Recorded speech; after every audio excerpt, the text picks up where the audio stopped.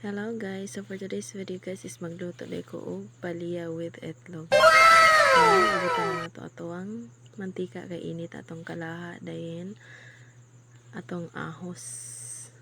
Gisahon na to atong ahos. Then after that is magbutang dai ko og duha ka sili para kuan siya lang siya gamay. Then ibutang na po nato ang atong palaya diha dayon harong maluto dayon kay murag gutom na ko kay wa koy paniunto guys no. So gidaydahan ako na ko siya gluto kay murag gutom na jud kaayo no. So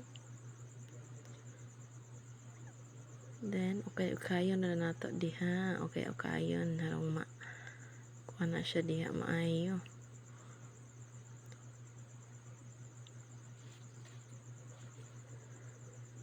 Dayon pag human gibutangan dayon ako og Ajinomoto no para mutami siya kung gidaghan kay pait kay ang palaya.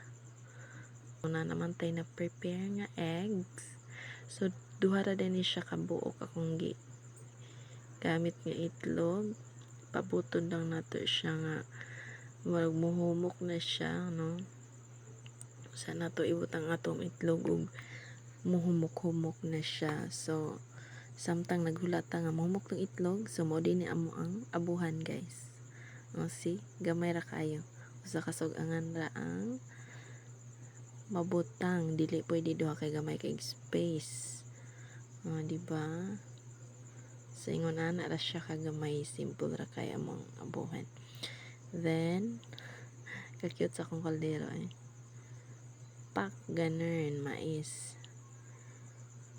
Hindi pa akong kalaha, cute pag kayo.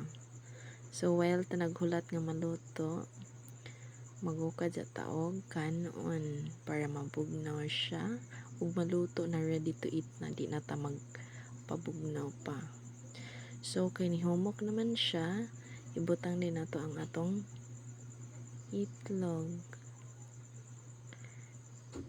Then after that ukay-ukayo na nato siya mga pila ka minuto, luto na siya. So dugay-dugay jud siya no, gutom na jud kayo kuda. O pag-abot dire pak gikinamutan. Kaon jud tag maayo ay kay gutom kayo, wala koy paniyon to guys. Koy panito gutom kay ko manang sus kadaghan sa akong kanon As in nahurot jud na nako siya. Tindagan na pitig jud akong busog kay pitig yung lamias akong sudan. So, mara na siya guys. Thank you for watching. Salamat sa inyong suporta. Thank you so much.